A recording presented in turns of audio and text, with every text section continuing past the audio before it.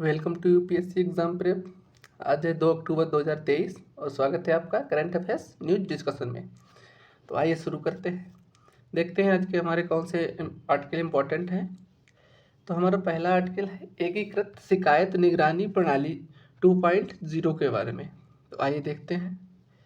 अभी हाल ही में केंद्रीय राज्य मंत्री जो स्वतंत्र प्रभार विज्ञान और प्रौद्योगिकी राज्य मंत्री कार्मिक लोक शिकायत पेंशन ने एकीकृत शिकायत निगरानी प्रणाली 2.0 लॉन्च किया है।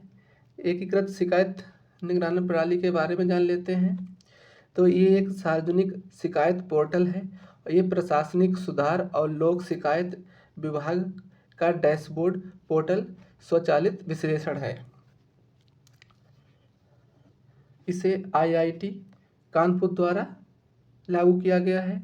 इसका उद्देश्य तो इसमें डैशबोर्ड दर्ज निपटाई गई शिकायतें और राज्यवार और जिलावार दर्ज की गई शिकायतों और मंत्रालयवार डेटा का त्वरित सारणीबद्ध विश्लेषण प्रदान करना है।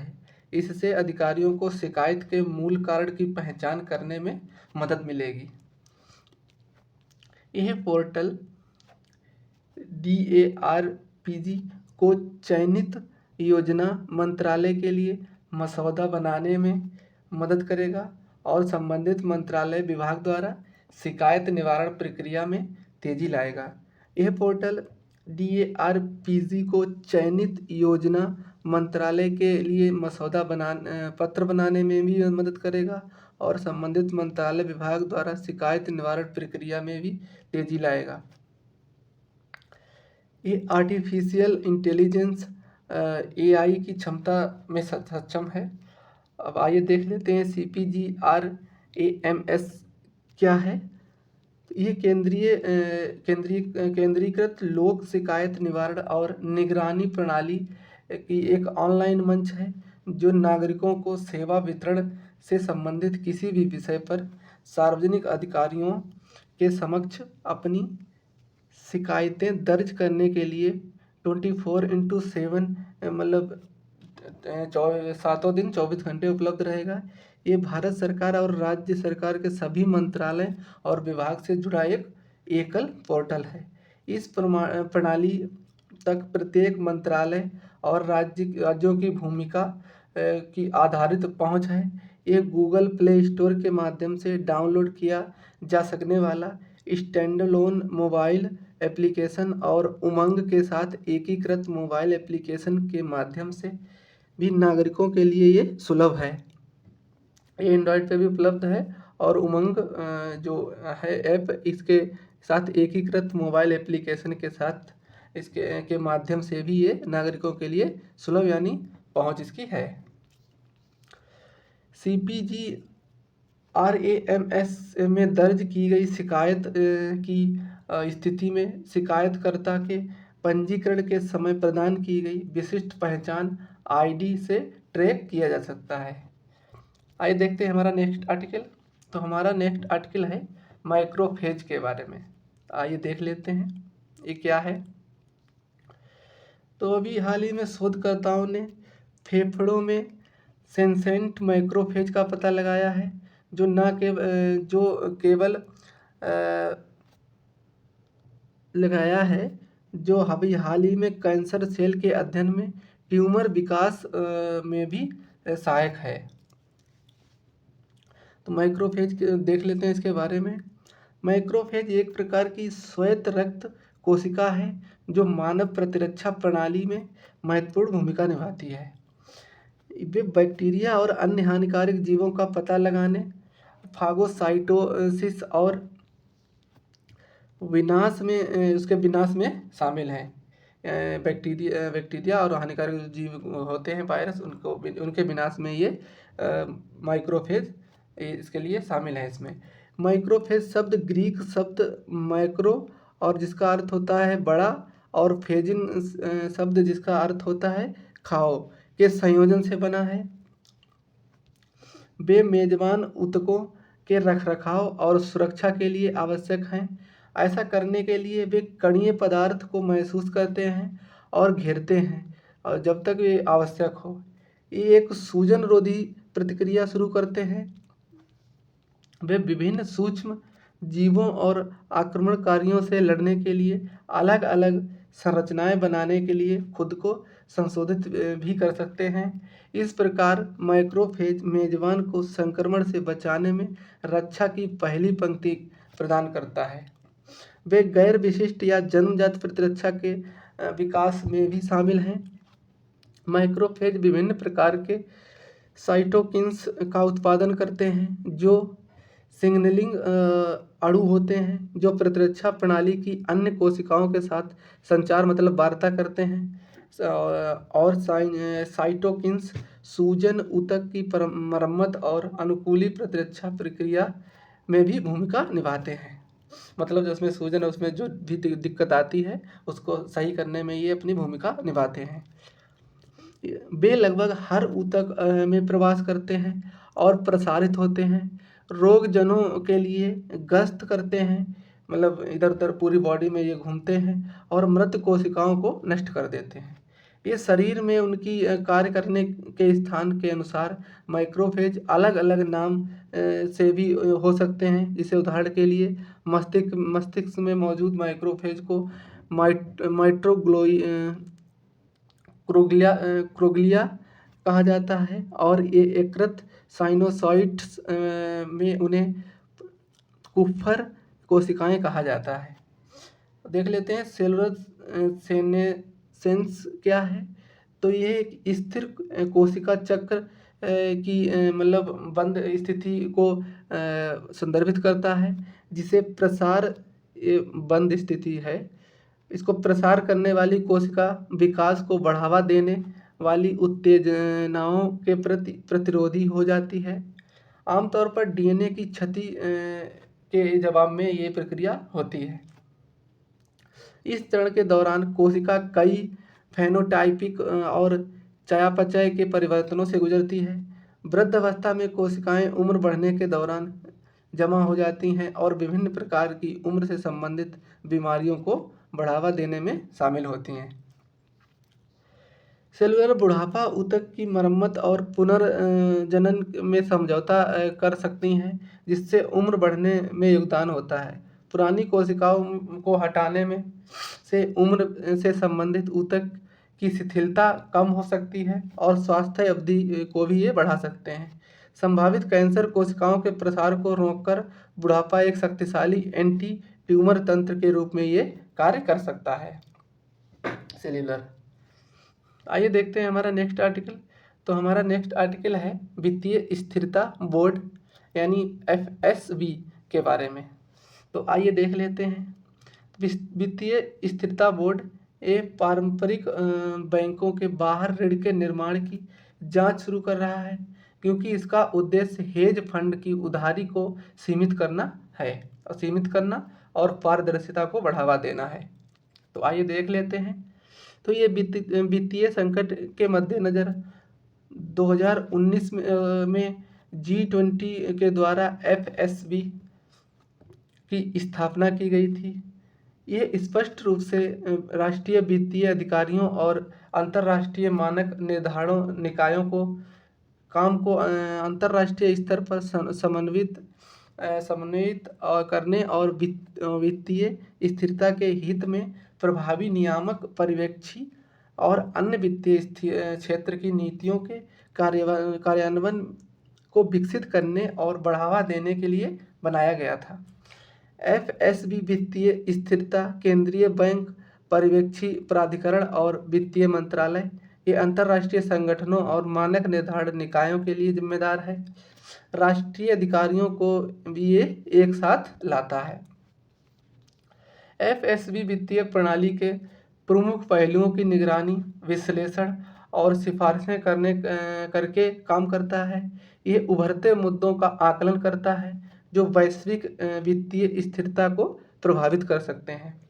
FSB के निर्णय इसके सदस्य पर कानूनी रूप से बाध्यकारी नहीं है। इसका मुख्यालय बेसल स्विट्जरलैंड में है। बेसल शहर है एक स्विट्जरलैंड का, वहाँ है। इसके सदस्यों में देख लेते हैं। तो FSB में 68 सदस्य संस्थान शामिल हैं। इसमें कई केंद्रीय बैंक और वित्त मंत्रालय के और 25 न्याय क्षेत्रों के पर्यवेक्षी और नियामक प्राधिकरण के साथ ही ये 10 अंतर्राष्ट्रीय संगठन और 6 क्षेत्रीय सलाहकार समूह इसमें शामिल हैं। बोर्ड के सभी G20 प्रमुख अर्थव्यवस्थाएं शामिल हैं, मतलब G20 के सारे देश इसमें शामिल हैं। वित्तीय स्थिरता, इसकी संरचना तो ये प्लेनरी जो एकमात्र निर्णय लेने वाली संस्था के रूप में कार्य करती है। संचालन समिति जो पूर्ण बैठकों के बीच परिचालन कार्य को आगे बढ़ाती है, और 3 स्थायी समितियों यानी प्रत्येक के पास विशिष्ट लेकिन पूरक जिम्मेदारियां दी गई हैं। भारत एफएसबी का एक सक्रिय सदस्य है, जिसके पूर्ण सत्र में सचिव यानी आर्थिक मामला का विभाग, डिप्टी गवर्नर आरबीआई और अध्यक्ष सेबी द्वारा ये इसका प्रतिनिधित्व किए जाने वाली ये 3 सीटें भारत की इसमें हैं। आइए देख लेते हैं हमारा नेक्स्ट आर्टिकल। तो हमारा नेक्स्ट आर्टिकल है सेला सुरंग के बारे में। तो सेला सुरंग ये अरुणाचल प्रदेश के तवांग जिले से और असम के गुवाहाटी जिले की एक जगह है तेजपुर, इसको कनेक्ट करती है। ये तवांग है, तवांग जिला अरुणाचल प्रदेश का, और ये यहाँ तेजपुर ये असम गुवाहाटी तक ये आती है। अब आइए देख लेते हैं, ये पूरा एरिया अरुणाचल प्रदेश का हो गया, ये पूरा एरिया ये असम हो गया। आइए देख लेते हैं। तो बीआरओ के अधिकारियों ने अभी हाल ही में कहा था कि रणनीतिक रूप से महत्वपूर्ण सेला सुरंग लगभग 96% इनका इसका काम लगभग 96% पूरा हो चुका है, जो साल के अंत तक इसका उद्घाटन होने की संभावना है, मतलब बनकर तैयार हो जाएगा। आइए देख लेते हैं इसके बारे में। तो ये है अरुणाचल प्रदेश के पश्चिमी कामेंग जिले में स्थित तवांग मतलब जगह इसकी वहाँ से शुरू होती है। ये एक बार पूरा होने पर सेला सुरंग लगभग 13,000 फीट से अधिक की ऊंचाई पर दुनिया की सबसे लंबी द्विलेन सुरंग होगी। ये ध्यान रखना, 13,000 फीट की है और ये दुनिया की ऊंचाई के अनुसार दुनिया की द्विलेन सुरंग होगी ये पहली। इसे असम के गुवाहाटी और अरुणाचल प्रदेश के तवांग के बीच हर मौसम में कनेक्टिविटी सुनिश्चित करेगा ये।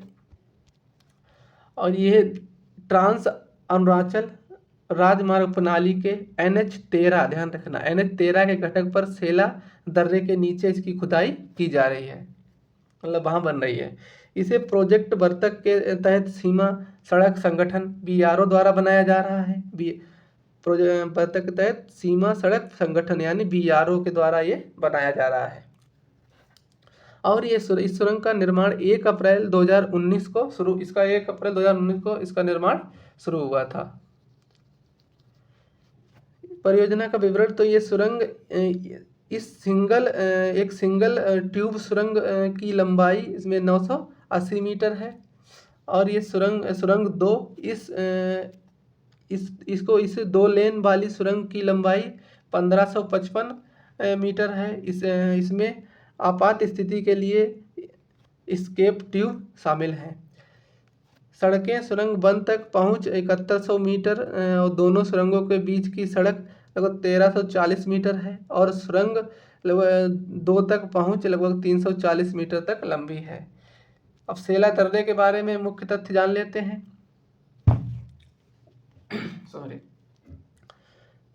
तो यह अरुणाचल प्रदेश के तवांग जिले में स्थित एक उच्च ऊंचाई वाली पहाड़ी दर्रा है। इसकी ऊंचाई समुद्र तल से लगभग 4170 मीटर ऊपर है। ये तवांग घाटी को शेष भारत से जोड़ता है। अब ये पूरे बरस खुला रहने वाला सेला दर्रा बीआरओ द्वारा प्रबंधित किया जाता है। आइए देख लेते हैं हमारा नेक्स्ट आर्टिकल। तो हमारा नेक्स्ट आर्टिकल है शास्त्र रामानुज पुरस्कार के बारे में। तो अभी हाल ही में रुई सिक्यांग झांग सहायक प्रोफेसर हैं, ये कैलिफोर्निया विश्वविद्यालय में यूएसए के। इनको गणित में उनके उत्कृष्ट योगदान के लिए 2023 के लिए शास्त्र रामानुज पुरस्कार से इनको सम्मानित किया गया है, तो इसीलिए चर्चा में आया है। तो आइए देखते हैं।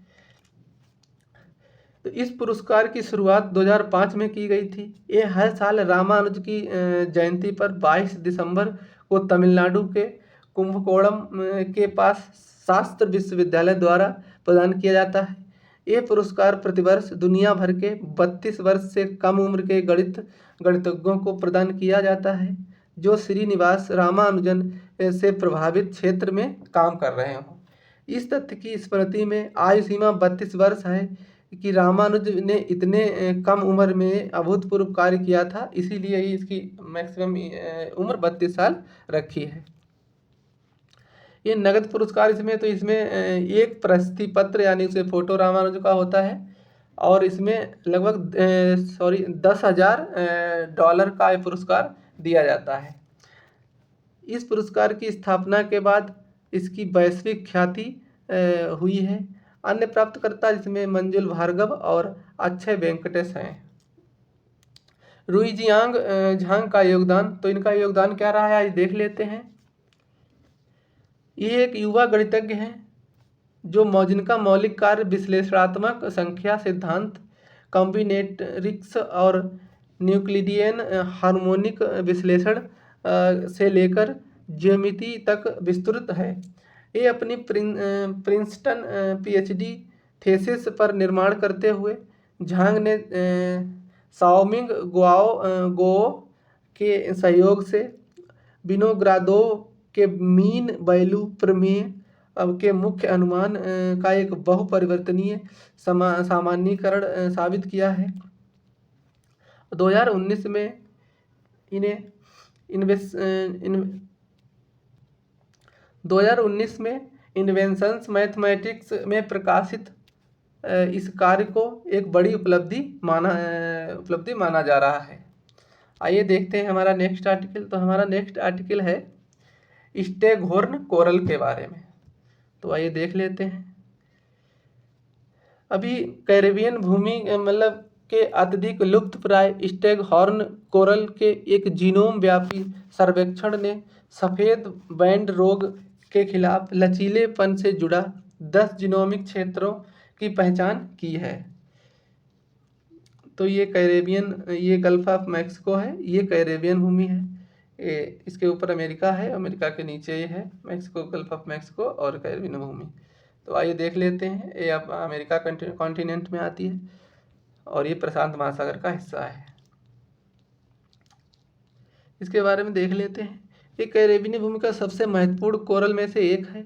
इसने एल्खोर्न और स्टार कोरल के साथ मिलकर पिछले लगभग 5,000 वर्षों से कैरेबियन प्रवाल भित्तियों का निर्माण किया है। ये बहुत उथले पानी में और घने समूह में बना रह सकता है, जिन्हें थिकेटस भी कहा जाता है।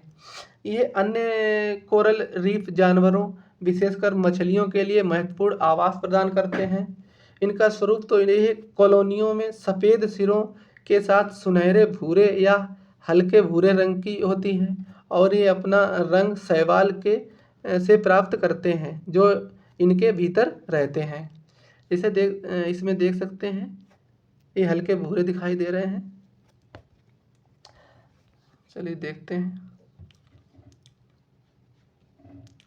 इन कोरल में सींग जैसी शाखाएं होती हैं, जैसा कि हमने अभी चित्र में दिखाया आपको, और आमतौर पर ये एक केंद्रीय तने से निकलकर ऊपर की ओर कोण बनाती हैं।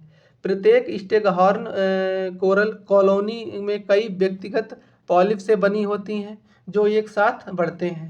ये कोरल प्रकाश संश्लेषण शैवाल से भोजन प्राप्त करते हैं जो मूंगे की कोशिकाओं के अंदर रहते हैं। ये पॉलिप जाल से प्लवक को पकड़कर भोजन करते हैं।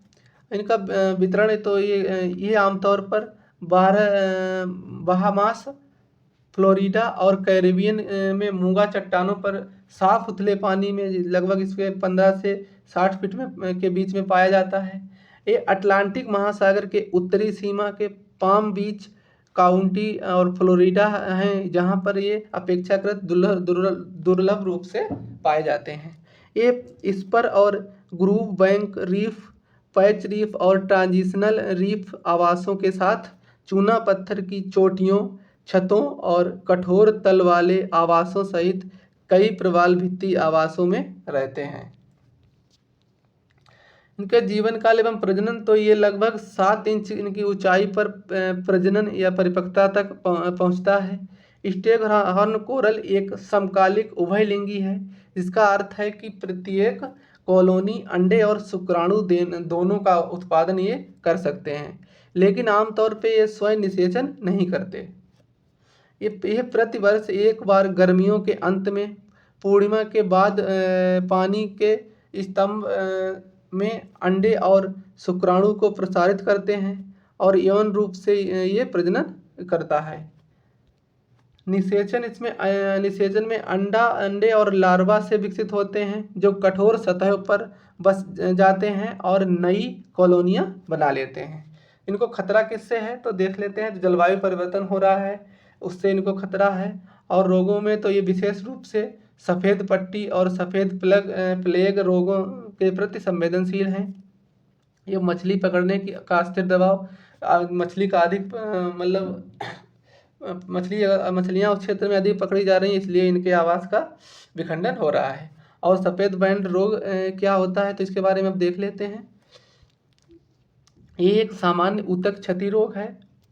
इसके अध्ययनों से पता चलता है कुछ कि सफ़ेद बैंड रोग एक संचारी एजेंट के कारण होता है। हालांकि एक विशिष्ट रोगजनक की अभी तक कोई निश्चित रूप से पहचान नहीं की गई है। आइए देखते हैं हमारा नेक्स्ट आर्टिकल। तो हमारा नेक्स्ट आर्टिकल है गूलर के पेड़ के बारे में।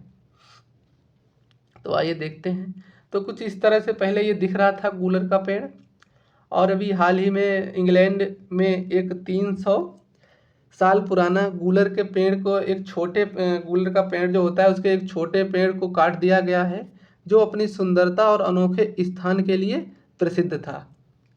यह उत्तरी इंग्लैंड के नॉर्थम्बरलैंड के हेड्रियन दीवार, जो एक पुरानी पत्थर की संरचना जो इंग्लैंड और स्कॉटलैंड के बीच की सीमा के करीब है, इसके अंतराल पर 2 पहाड़ियों के बीच की खाई में ये स्थित था। जैसा कि आप देख सकते हैं 2 पहाड़ियाँ इधर दिख रही हैं और इधर इसमें खाई के बीच में ये पेड़ दिख रहा है। इसको अब काट दिया गया है।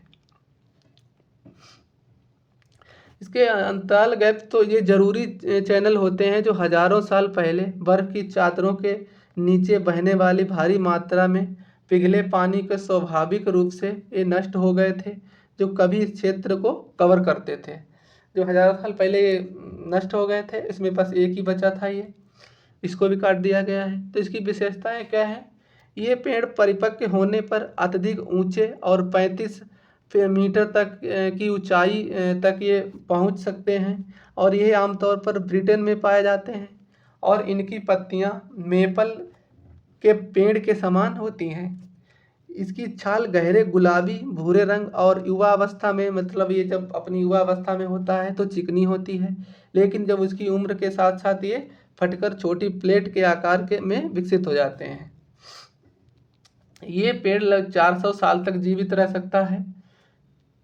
और इसका वितरण तो ये मध्य पूर्व और दक्षिणी यूरोप का मूल निवासी है। ये ध्यान रखना, ये मध्य पूर्वी और दक्षिणी यूरोप का मूल निवासी है। ऐसा माना जाता है कि इसे रोम के लोगों द्वारा 1500 के आसपास ट्यूडर युग में ब्रिटेन लाया गया था। अब देख लेते हैं हेड्रियन दीवार क्या है। तो ये एक बड़े यूनेस्को विश्व धरोहर स्थल का हिस्सा है, जिसे रोमन साम्राज्य की सीमाएं कहा जाता है। ये ब्रिटेन और जर्मनी में पाई जाती है। आइए देखते हैं हमारा नेक्स्ट आर्टिकल। तो हमारा नेक्स्ट आर्टिकल है पिग्मी हॉक के बारे में। ये पिग्मी हॉक है। अभी हाल ही में पश्चिमी असम के मानस राष्ट्रीय उद्यान और बाघ अभ्यारण्य में 18 बंदी नस्ल के पिग्मी हॉक छोड़े गए हैं। ये देख सकते हैं, ये चूहे की तरह कुछ दिखाई देता है। पिग्मी हॉक के बारे में थोड़ा देखते हैं। ये दुनिया के जंगली सुअर की सबसे छोटी और दुर्लभ प्रजाति है। और ये देखो चूहे की तरह दिखाई देती है। ये उन बहुत कम स्तनधारियों में से एक है जो छत सहित अपना घर या घोंसला बनाते हैं। अपना घोंसला बनाते हैं। यह एक संकेतक प्रजाति है, क्योंकि इसकी उपस्थिति इसके प्राथमिक आवास और ऊंचे और नम घास के मैदानों के स्वास्थ्य को दर्शाती है। इसका पर्यावास तो ये प्रारंभिक उत्तराधिकारी नदी जो समुदायों के वर्चस्व वाले घास के मैदानों के आबादित खंडों में रहना पसंद करता है। इसमें आमतौर पर विभिन्न प्रकार की जड़ी बूटियों, झाड़ियों और युवा पेड़ के साथ ये लंबी घनी और लंबी घास इसमें शामिल होती है। वर्तमान में इसकी वन्य व्यवहार आबादी असम के मानस बाघ अभ्यारण्य में है। इसकी संरक्षण की स्थिति क्या है तो देख लेते हैं। तो ये आईसीएन में गंभीर संकटग्रस्त मतलब क्रिटिकली इंडेंजर्ड है और वन्यजीव संरक्षण अधिनियम 1972 की अनुसूची 2 में ये शामिल है, अनुसूची 1 में ये शामिल है। मानस राष्ट्रीय उद्यान के बारे में थोड़ा जान लेते हैं। तो ये असम का पूरा मैप हो गया ये, और ये है मानस राष्ट्रीय उद्यान। बाकी orang national park, Kaziranga national park यहाँ पे है, औरंग नेशनल पार्क यहाँ पे है। असम की राजधानी दिसपुर है, ये यहाँ इस जगह पे लोकेटेड है मानस राष्ट्रीय उद्यान। अब आइए देख लेते हैं इसके बारे में। तो ये असम राज्य में स्थित है तथा ये भूटान के रॉयल मानस राष्ट्रीय उद्यान से जुड़ा हुआ है। ये मानस राष्ट्रीय उद्यान ये एक राष्ट्रीय उद्यान है जो यूनेस्को की प्राकृतिक विश्व धरोहर स्थल और प्रोजेक्ट टाइगर अभ्यारण्य, हाथी अभ्यारण्य, बायोस्फीयर रिजर्व में भी शामिल है। यहाँ पर वनस्पतियों में उप हिमालयी चारागाह, पारिस्थितिकी तंत्र के कुछ सबसे बड़े और शेष घास के मैदान शामिल हैं। जीव जंतुओं में इस उद्यान में दुर्लभ और संकटग्रस्त स्थानिक वन्य जीवों जैसे कि असमिया छत वाले कछुए, स्पीड खरगोश, गोल्डन लंगूर, पिग्मी हॉग के लिए ये जाना जाता है। ब्रह्मपुत्र नदी की एक प्रमुख सहायक नदी मानस नदी है, इसी के नाम पे ये मानस राष्ट्रीय उद्यान यहाँ से गुजरती है और इसी के नाम पे इसका नाम मानस राष्ट्रीय उद्यान रखा गया है। तो आइए देखते हैं हमारा नेक्स्ट आर्टिकल।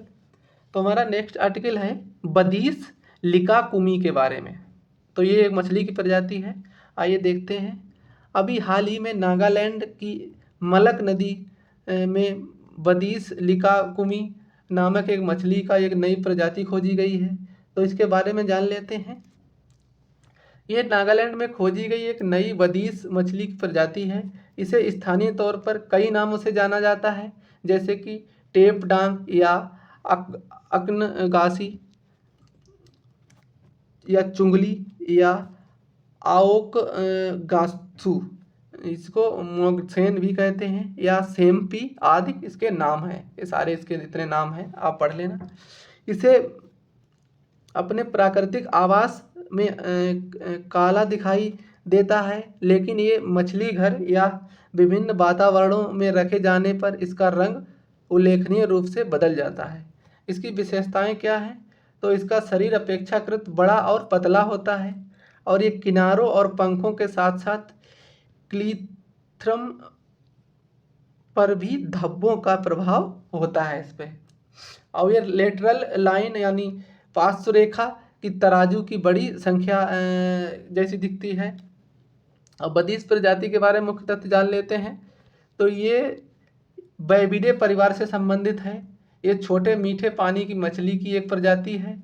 बदीस प्रजाति की मछलियाँ को प्रजनन के समय अपने परिवेश में घुलने मिलने की इच्छा होने पर ये तनावग्रस्त होने पर तेज़ी से रंग बदलते हैं और इसकी क्षमता के कारण गिरगिट मछली इसको भी जैसे रंग बदलती है, जैसे गिरगिट भी रंग बदलता है, तो इसके लिए इसको गिरगिट मछली भी कहा जाता है, इसको रंग बदलने की क्षमता के कारण। इसका वितरण तो ये गंगा, ब्रह्मपुत्र, महानदी और सिंधु की घाटियों सहित उत्तरी भारत और पूर्वी पाकिस्तान, बांग्लादेश, भूटान, नेपाल में नदियों के तालाबों और दलदल जैसे क्षेत्रों में के मीठे पानी जो होते हैं उनके निकायों में ये पाई जाती है। वर्तमान में बदीस की लगभग 25 मान्यता प्राप्त प्रजातियां हैं, जिनमें से 15 भारत में पाई जाती हैं। ये स्वभाव से शिकारी होते हैं और मीठे पानी के आकर्षकीय जीवों को खाती हैं। आइए देख लेते हैं हमारा नेक्स्ट आर्टिकल। तो हमारा नेक्स्ट आर्टिकल है कलक्कड़ मुडनथुराई टाइगर रिजर्व के बारे में। तो ये तमिलनाडु के दक्षिणी तट पर है कलक्कड़ मुदनथुराई टाइगर रिजर्व, और बाकी ये पॉज करके आप इसकी लिस्ट देख लेना, भारत के सारे टाइगर रिजर्व की लिस्ट इसमें दे रखी है। आइए इसके बारे में देख लेते हैं। तो ये मद्रास उच्च न्यायालय की मदुरै पीठ ने अभी हाल ही में एक जनहित याचिका पर राज्य को नोटिस देने का आदेश दिया है, जिसमें कलक्कड़ मुडनथुराई टाइगर रिजर्व के अंदर बाहरी लोगों और वाहनों के प्रवेश को प्रतिबंधित करने के निर्देश देने की मांग की गई थी। तो इसीलिए ये चर्चा में आया है। तो इसके बारे में जान लेते हैं। तो ये तमिलनाडु के तिरुनेलवेली और कन्याकुमारी जिलों के दक्षिणी पश्चिमी घाट में स्थित है। इसे 1988 में टाइगर रिजर्व के रूप में स्थापित किया गया था। यह अभ्यारण्य 3 प्रमुख अभ्यारण्यों का मिश्रण है: कलक्कड़ वन्य अभ्यारण्य, मुडनथुराई अभ्यारण्य और कन्याकुमारी अभ्यारण्य। इनका तीनों का ये मिश्रण है, इनका हिस्सा है। और ये केरल और तमिलनाडु के बीच स्थित है। अगस्तमलाई हिल रेंज अभ्यारण्य का मुख्य क्षेत्र है और दुनिया के 18 जैव विविधता हॉटस्पॉट में से ये एक हिस्सा है। इस रिजर्व को नदी अभ्यारण्य के रूप में भी जाना जाता है। इस टाइगर रिजर्व से 14 नदियां निकलती हैं, इसीलिए इसको नदी अभ्यारण्य के रूप में जाना जाता है। इसका भूभाग तो ये कई घाटियों और झरझरा चट्टानों से युक्त लहरदार इसका भूभाग है। और इसकी वनस्पतियों में तो यहाँ कटीली झाड़ियों वाले जंगलों से लेकर हरे भरे सदाबहार जंगलों तक ये भिन्न भिन्न प्रकार के यहाँ पर वनस्पति पाई जाती हैं। यह जंगलों में सवाना, वुडलैंड्स और घास के मैदानों के अलावा रिजर्व के भीतर चाय और कॉफ़ी के बागान भी पाए जाते हैं। वनस्पति की महत्वपूर्ण प्रजातियों में सरकेंड्रा, पैपियोपेडुलम, ड्यूरी होपिया, परविफ्लोरा, होपिया यूटिलिस, कैरोफिलम, एलाटम, कुलेनिया, एक्सारिल्लाटा आदि शामिल हैं। अजीब से नाम है, आप पॉज करके इसको एक बार देख लेना। जीव जंतु बाघ, तेंदुआ, जंगली जीव जंतुओं में बाघ, तेंदुआ, जंगली चित्तीदार बिल्ली, जंगली कुत्ता, स्लोथ भालू, हाथी, गौर, सांभर, चित्तीदार हिरण, माउस हिरण, नीलगिरी लंगूर और पतला लोरिस, बोनट मकाक, शेर पूंछ वाला मकाक आदि यहाँ पर जीव जंतु पाए जाते हैं। तो हमारे सारे आर्टिकल ख़त्म हो गए। अगर हमारा कंटेंट आपको पसंद आता है तो प्लीज़ हमारे वीडियो को ज़्यादा से ज़्यादा शेयर करें और हमारे चैनल को सब्सक्राइब करें और लाइक भी कर दिया करें प्लीज़।